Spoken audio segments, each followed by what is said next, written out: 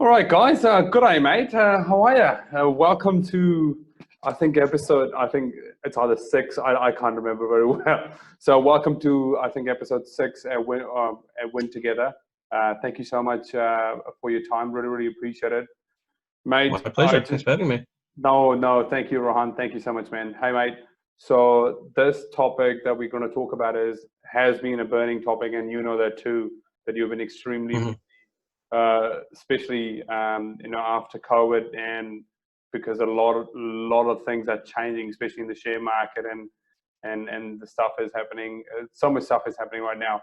So, mate, tell us a bit about yourself first, like a bit about your background, your personal, your family, and then we'll talk the business later. Yeah, sure. So I was born in India. I was born in Mumbai. We moved here as a family when I was about 10, so that was about 18 years ago now. So I spent most of my life here. Spent high school, been to uni, studied a BCom, and it was during uni where I started my sort of career in finance. I took a break from uni and found a full-time job at GE Finance, and that's kind of where I found a lot of exposure into how just basic things about finance work, credit cards and repayments, credit histories and stuff, none of which I actually knew. And already had a credit card and things a few years before that because I think the bank kind of just gave it to me. Sure.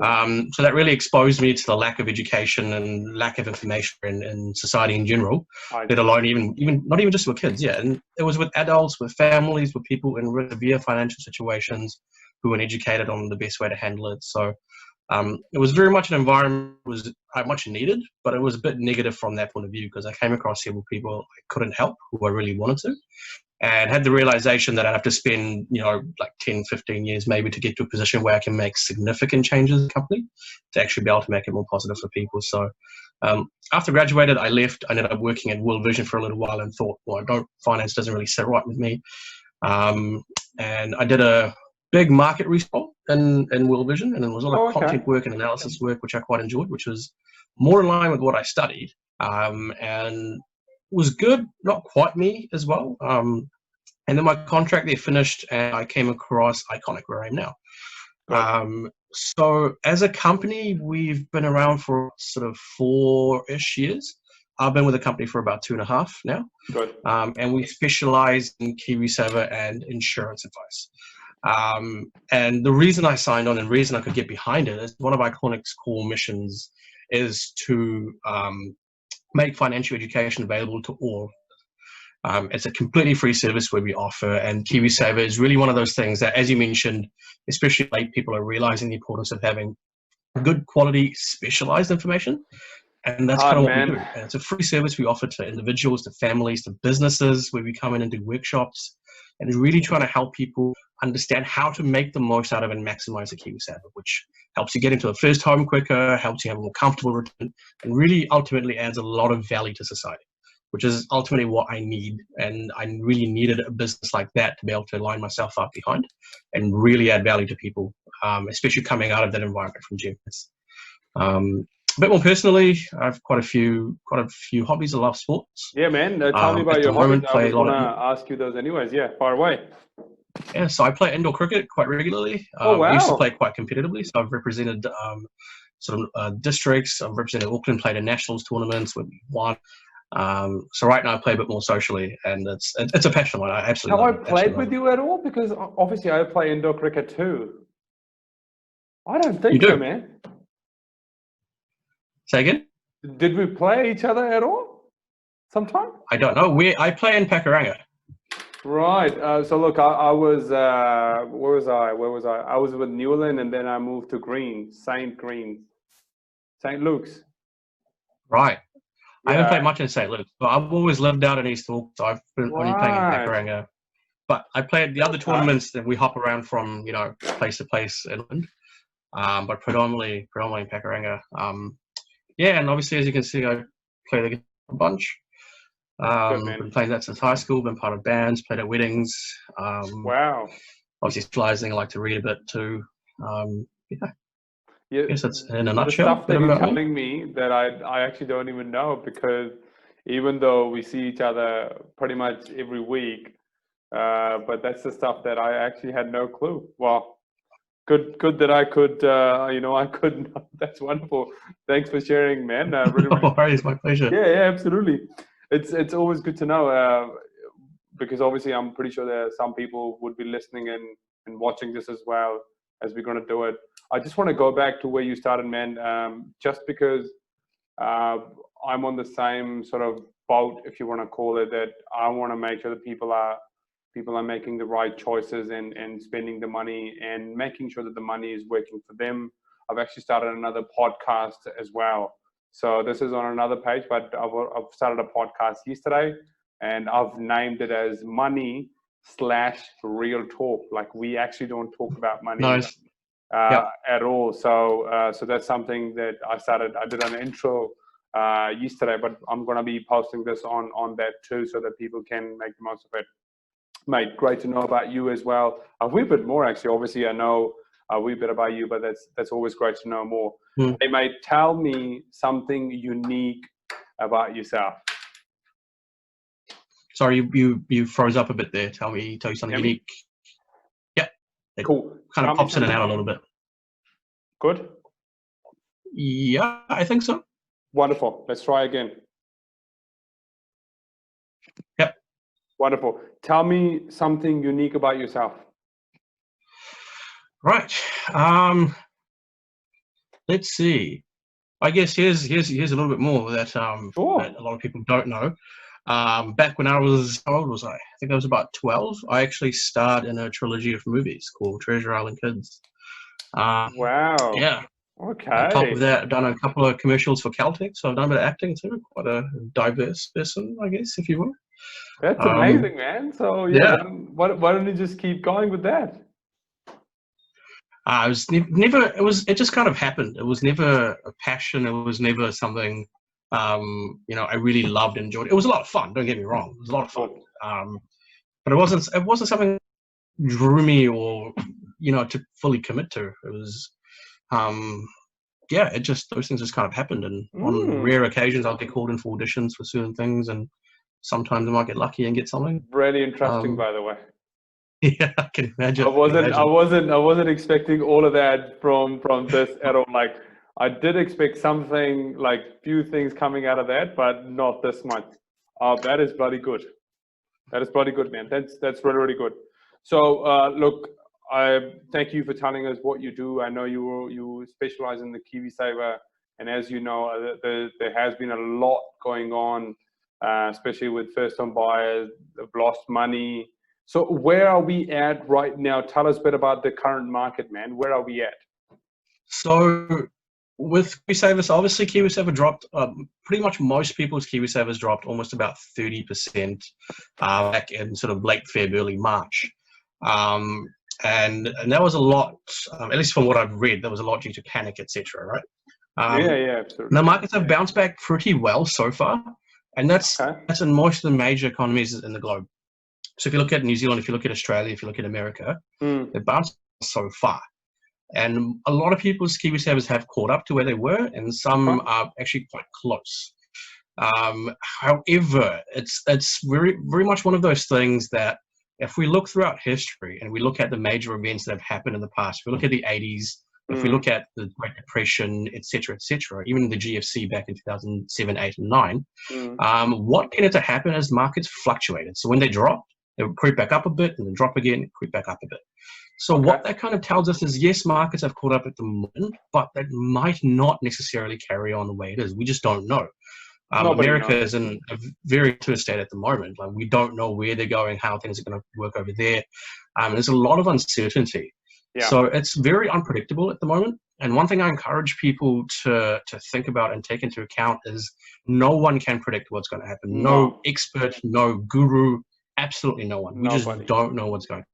So don't take the very recent past and think that's going to be what's going to be happening, because markets constantly fluctuate through various reasons. It might not even be reasons that you think they might change. They might not do any things they're going to do as well. So that's kind of where it's at the moment. And just to add to where people should be, it's very much situational based. You need to be looking at what your goals are in either the near future or the long-term future, and that will determine how you set up your Kiwisaver as well, not what is happening necessarily in the market. I think playing the long-term game always work. What do you think about that? So long game. So obviously with Kiwisaver, you can only use it for, traditionally speaking, only for your first home and for your retirement. So we kind of say long term, meaning 10 years or more, because then that, if anything happens in the market, it's got time to bounce back up. There's a lot that can happen in that time. And that's where you might want to consider being a bit more aggressive as well. If it depends on your profile, it depends on how you react if the markets go down. There's a lot that to play. Okay. Very generally speaking, if it's going to be about 10 years or more, you might want to consider going to the higher risks. If it's going to be, 5 years or less, then consider going into the lower risk space. Just because if anything does happen, you've kind of, your balances traditionally won't be as affected. So that's a very general way, but it does come down to individual quite large. Individual again, yeah, absolutely understand, man. It does come down to the individual. And look, I'm gonna ask you. I've got quite a few questions, which is always great. I wasn't expecting these many questions, but it's always good to have as many as questions that we can get. So look, yeah, I've got time, so good. Thank you. So do I for a wee while. So look, we'll try and go through all the questions that we can. I know it's going to come down to individual as well, like individual circumstances and where they're at. If you can't answer the question, just pass. And what we can is, we'll just ask them to get in touch with you, and then you can take it from there. So the first one is from Joseph. Why is Kiwisaver there are separate parts of the investment earning that are split into taxable and non-taxable? Right. So actually, I just realized. So one thing I should preface is that I'm a registered financial advisor, which basically means I'm allowed to give general advice around Kiwisaver insurance as well. If you go to ikonik.co.nz, you can find a copy of my statement as well. Just want to make that very, very clear. Absolutely, man. Yeah. Cool. So in regards to taxable and non-taxable, it comes down to what we call income earning investments. Okay. So if your money is, for example, in a term deposit with the bank or even a savings account, and the bank is paying you interest, then the interest you get paid can be taxed, will be taxed, in fact. And that tax rate is determined on your income, basically, from both investments as well as your salary and wages as well. Now, the non-income earning investments are things like shares, because predominantly the way shares generate you income is through the value of those shares either increasing or decreasing. But there's no actual money being paid into your Kiwisaver. Right? So it's like you bought a phone for $100 and tomorrow that phone is now worth $150, but no one's paid you that $50, right? So that portion of your Kiwisaver is not taxed. It is just when money is physically deposited into your account from your investments as well. Even your employer's contributions are actually taxed as well before they enter your Kiwisaver account. And that tax rate is also determined by your salary and your wages. Okay. Interesting. Well, obviously, I know I'm not Kiwisaver Specialist, but good to know. Next one. The next one is, man, can we completely take our money out? We want to choose a different investment strategy. Sorry, you broke up again. Sorry about. Can you take your money completely out? Can they completely take out their money if they want to invest it somewhere else? No. So, and do you guys switching funds or take their money out of Kiwisaver? I think that was taking money out of Kiwisaver. So the times you can actually take out your money is for your first home, where you have to leave $1,000 in there. You can't take everything out.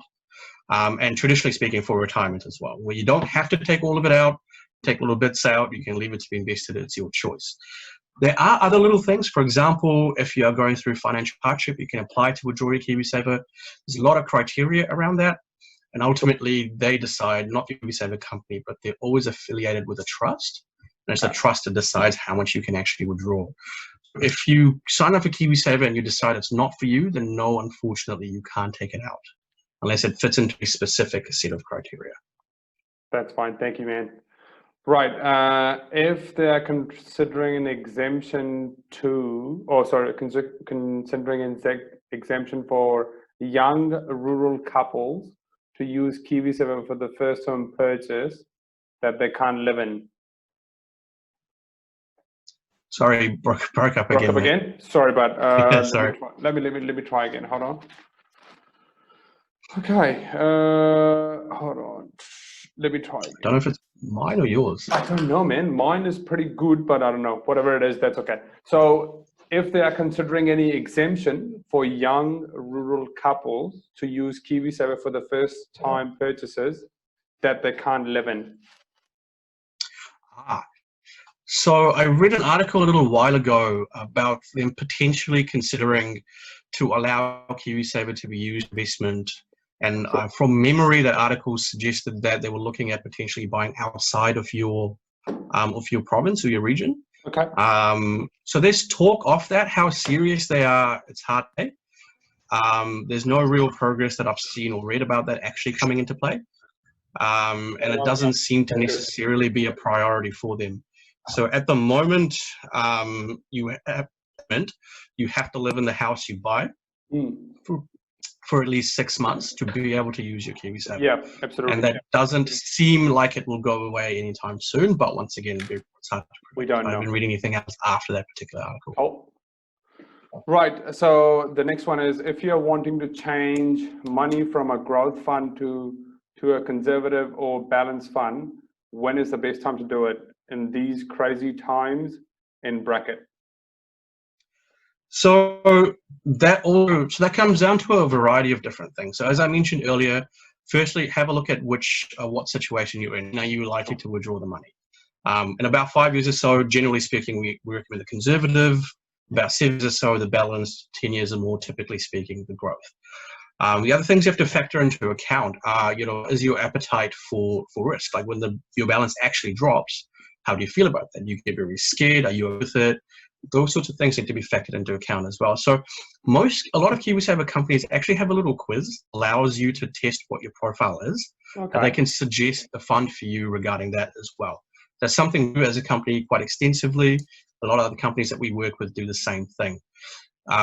Now, a bit of a crash course on investments. So if you were in the growth, let's say before it dropped and the market's plummeted to the bottom, you then sold out and you moved to the conservative.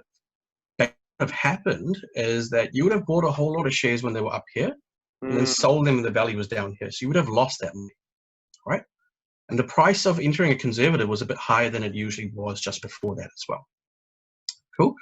But if it was the other way around, if you were on the conservative and the market took a drop and then you bought into them, then you were buying shares at a much lower price than they were. I got it. And generally speaking, in the long term, you would have ended up much less because the value would have increased, right? So if you're considering moving from a growth to a balanced or a conservative, once again, it depends on when you moved into the growth. It really depends on where your money's been invested and how those markets have been performing. Sure. What I would suggest is just referring to what I said earlier. Look at your situation, see if your Kiwisaver company has that particular quiz for you, and go by that. I really strongly encourage people not to try and play the market itself, because that can be a very, very dangerous game. Even I myself don't do that as a Kiwisaver expert. I don't try and fiddle around with the funds, etc., and do what I think. I do invest privately on the side. It's a long-term game, man. Exactly. It's a long-term game. Nobody knows the market. Nobody would have, anticipated COVID. Anything can happen any bloody time. So yeah. All right, mate, we'll get on to the next one. The next question is, can they reduce the age? It can be accessed when people retire. Not everybody wants to wait till 65. So there's been, for the last couple of years, actually, since I started this role, there's been a lot of talk about the retirement age possibly being increased to 67. When that will come into fruition, if it will come into fruition, I don't know. I know all world it is a bit higher than 65, it's 67 in quite a few places. So there's a lot of talk about it actually increasing and not decreasing, because our working age and our population is aging. People are working longer, etc., etc. So it's likely from all the articles that I've been reading and what I've been seeing to actually increase. Will happen? I don't know. Cool. And it's likely to be always linked to the retirement age. So retirement age increases or decreases, then the age you can withdraw your Kiwisaver will increase and decrease accordingly as well. Cool. Thank you, man. Next one. is it worth transferring Aussie Super to Kiwisaver or leave it in Australia? I'm with Generate. Right.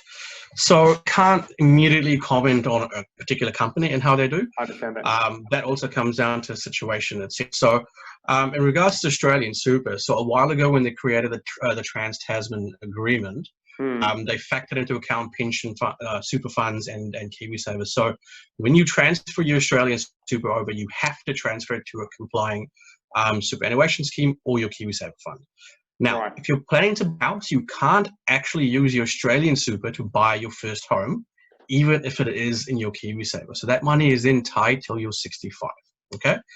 And actually the same works when you're going to Australia and you're moving your Kiwisaver over. It has to go to a complying super fund over there.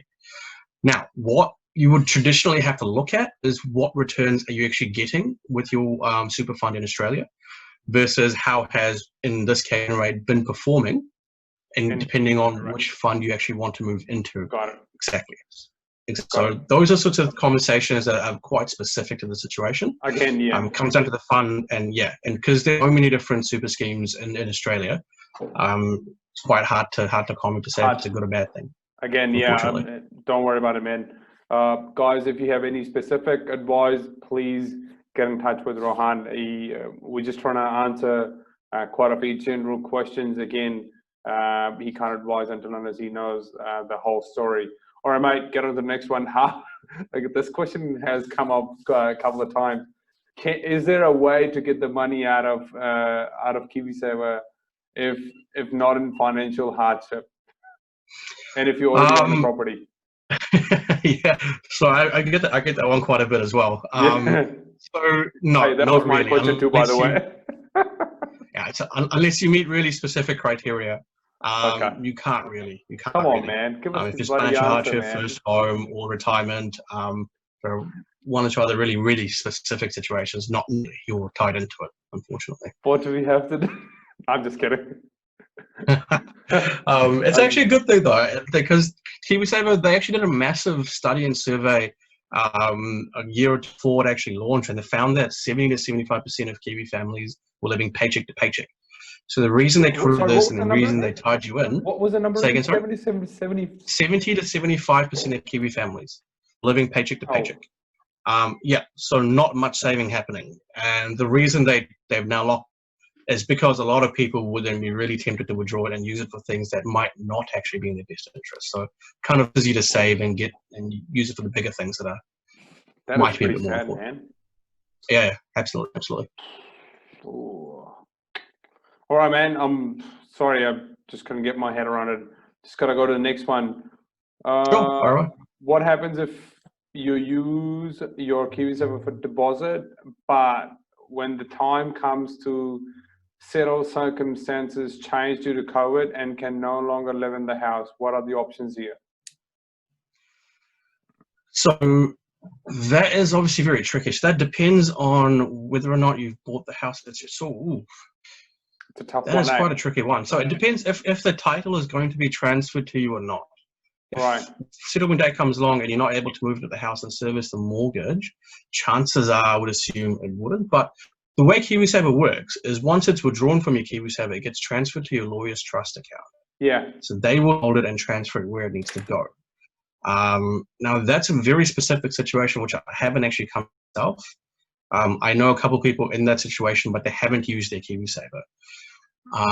If I think about it, logic would dictate I think that will come down to some negotiation between the vendor and yourself. I think lawyers will need to come into play over this. That's very tricky.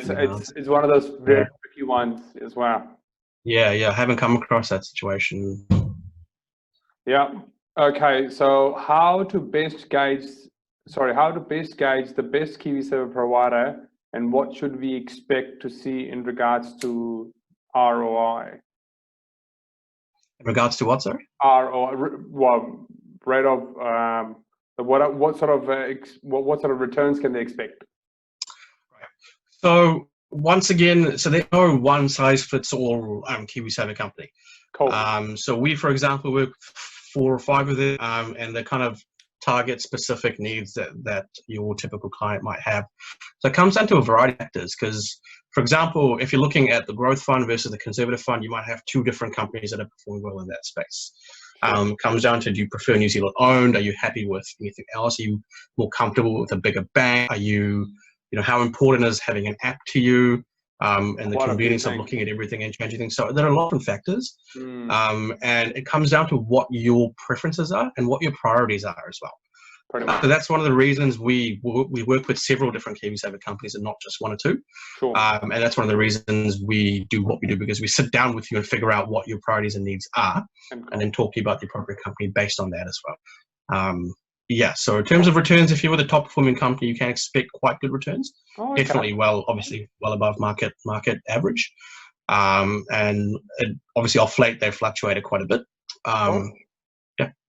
Wonderful, man. So again, it's a one-on-one conversation to understand for the clients. Cool, man. Okay. With the current conditions, should we be in cash or aggressive? Once again, depends on your profile, depends on your situation. Are you withdrawing it? Are you not? How is your Kiwisaver right now? Have you broken even from when it dropped? Are you sort of at the same area? Are you slightly lower? Are you slightly up? All those sorts of things come into play. Absolutely. Cool, man. We'll jump on to the next one. No worries. Thank you. We'll jump on to the next one. I understand this specific one. Okay. When are they going to introduce wider range of investment options, including overseas options? Pretty limited at present. By overseas, I don't quite follow. Are they talking about overseas Kiwisaver companies or like flexibility within? So I can answer it in a couple of ways. They are primarily, at the moment, we have Australian owned and New Zealand owned Kiwisaver providers. So predominantly your banks, which are the major ones, are mostly Australian owned, and you have quite a few New Zealand companies as well in there that are more specialist companies. Now, those companies themselves can invest in a variety of different ways. So they've got their own way to do it. Exactly. So quite a lot of money and a lot of companies are heavily skewed towards, for example, America. Some of them are quite balanced between America, Australia, and New Zealand. Some of them focus more locally. So it depends on what exactly you're meaning when you say overseas. Is it your Kiwisaver provider or where the money is going internally? And I personally know of only one Kiwisaver company that will allow you to actually choose where your money is invested. Pretty much every other company that I've seen and come across, and there are about 30 different companies at the moment, approximately. It's a kind of, you just pick your fund, and that's how it works at the moment. Cool, man. Thank you. All right. Any chance of withdrawing Australian super that you have transferred to Kiwisaver? Looks like Aussie are doing 10K withdrawal due to COVID. Should have left my super over there. Yeah, so I'm not 100% familiar with all the packages Australia have offered, but of course, one of the reasons New Zealand haven't quite done that as much with hardship is because they have offered quite a few other assistances, both to personal to self-employed companies, etc.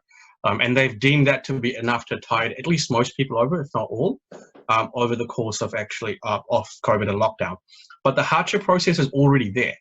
Right, it's already there. It's already in play. So if you are actually going through financial hardship, you can apply to get your Kiwisaver out, and they will then determine how much you need and give you that amount there as well. But because there are these interest-free loans coming out, etc., the government have really encouraged people not to take their Kiwisaver out because it might be detrimental to your future. And if you can survive on the other systems they've put into place, then use those, because then at least your money in Kiwisaver is still earning interest.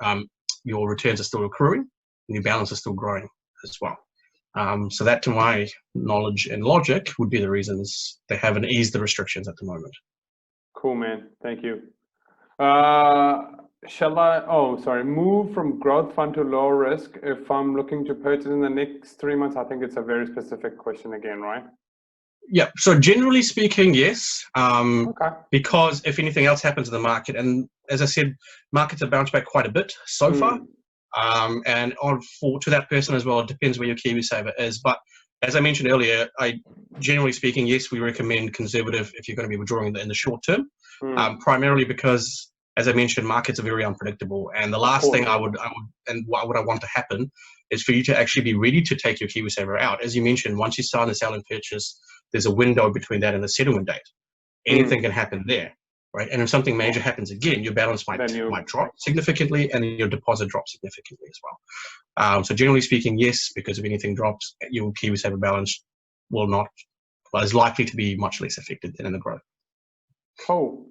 There was this very interesting. Why does it take so long for pre-approval letters? So each Kiwisaver company is affiliated with a trust that is completely separate and completely independent of that Kiwisaver company. Now, the government obviously approved these trusts. They're the big name brand trusts, for example, like Public Trust, which is one of the oldest trusts in New Zealand. And any withdrawal request, any withdrawal assessment has to go to them, and they actually make that decision, right? So what happens is once you submit your Kiwisaver company sends you a letter, you fill it out, send it back to them. They then send it to the trust then processes it, send it back to your Kiwisaver company, and it goes back to you. Now, as you can imagine, with a lot of major and big organizations, these processes can take a little while because they have a lot of backlog and a lot of other things to work on as well. So at times you can rush them depending on the situation. And those are sorts of times where having an advisor can come in quite handy as well. So I've had clients where I've actually pushed pre-approval letters through in 2 days, because their settlements were coming up and there's been errors and sort of misjudgments from lawyers, etc., that have come into play. But the standard time, they pretty much, as far as I've seen, every Kiwisaver company I've seen will do 5 to 10 working days, just because it allows the trust enough time to actually assess everything as well. Because they've got to do their own checks and to make sure that you have it owned, they look at property registers, etc., etc. Oh man, there was a question about something to do with hardship. So I just wanted to understand. I think I can't remember the question very well. I was trying to find you while you were answering that question as well. So it was something to do with hardship. Do all the fund managers or all the companies allowed to withdraw money in terms of hardship, or is there any specific? They do, right? That's what I thought. So okay. Yeah, as I mentioned, it's the trust that will ultimately make that decision. So a lot of companies will encourage you to first approach your bank to see if they can help you. And then your Kiwisaver becomes a sort of last resort. But the ways you can withdraw your Kiwisaver are up to the government, so not your individual Kiwisaver provider.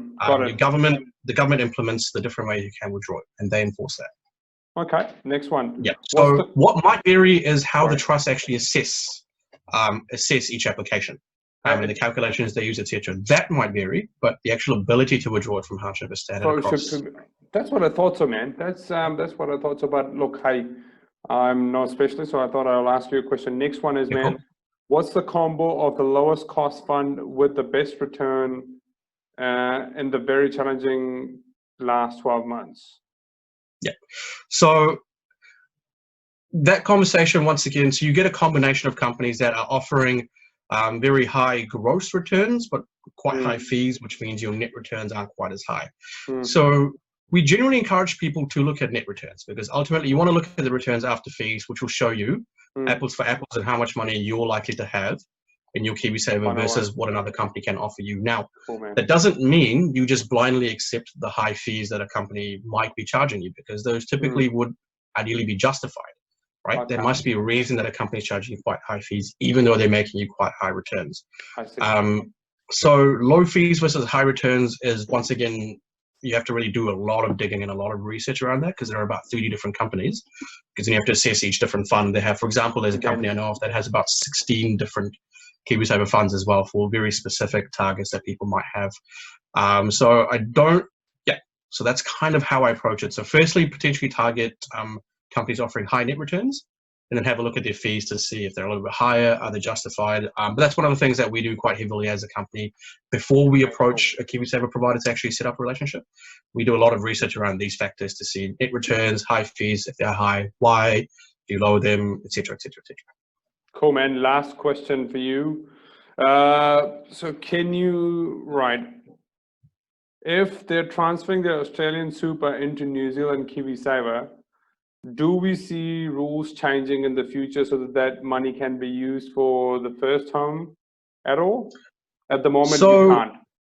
At the moment you can't. And I read an article, I think a couple of weeks ago, and there was an expose on a particular person that moved from Australia and was very upset because they're quite a lot of money in their super fund. Oh yeah, we get that all the time. exactly. And it is a shame. It is sort of it's a residual effect of the Trans-Tasman Agreement, which was made before Kiwisaver was actually in play. Okay. So in that article, and this is purely from memory, I'll have to try and find the article again, but they were talking to people who said that, yes, the government potentially do agree that people should be able to. However, such a change wasn't at that time a priority for them.